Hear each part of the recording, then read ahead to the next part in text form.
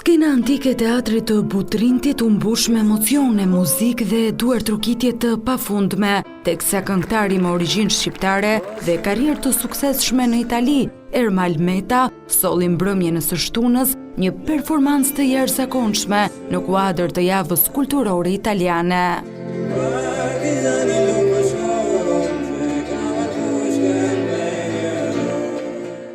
Koncerti, i cili shënoi nisjen e turneut të tij Live 2025, u zhvillua në një prej skenave më të bukura të Mesdheut, Teatri Antik i Butrintit, një siti trashëgimisë botërore të UNESCO-s.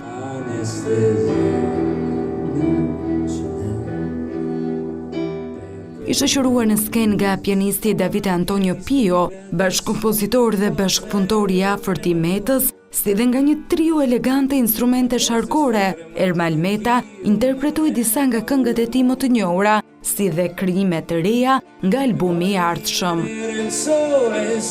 Vetë këngëtari u shpreh emocionuar për rikthimin atje, teksa e konsideroi një mbrëmje të magjishme.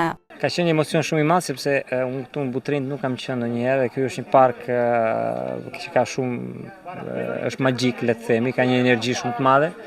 Edhe synimi ishte thjesht që të ishim të intonuar me vendin, sepse është një vend që ka një, si thash më parë, një magji të vetën, edhe u munduam që të krijonim një muzikë edhe një koncert që të kishte të njëjtën magjinë e vendit. Besoj se e kemi respektuar këtë gjë. Të pranishëm në këtë mbrëmje të veçantë ishin dashamirës të muzikës së tij nga të dy vendet që mbushën shkallët e teatrit antik, turistë të shumtë, përfaqësues të rëndësishëm nga Shqipëria dhe Italia, mes tyre ambasadori italian në Tiranë Marco Alberti, si dhe drejtori i Institutit Italian të Kulturës. Butrinto è un gioiello albanese. Butrinti është një thesar shqiptar, i zbuluar nga një italian, Ugolini, 100 vite më parë. Pak a shumë si historia e Ermal Metës, një thesar shqiptar, një talent i madh, i zbuluar fal kontributit të Italisë. Një këngëtar që tregon historinë dhe marrëdhënien mes dy popujve tanë. La storia dell'amicizia dei nostri popoli.